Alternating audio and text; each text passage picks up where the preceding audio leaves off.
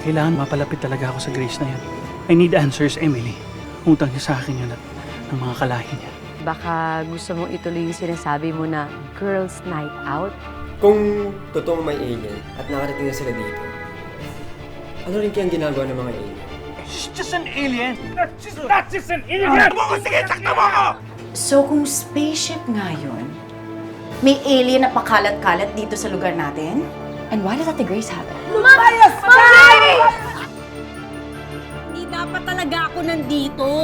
Kasi nga, alien ako! Oh my God! Na paano? Meron ba kayong posibilidad na maging kayo ni Ma'am Grace?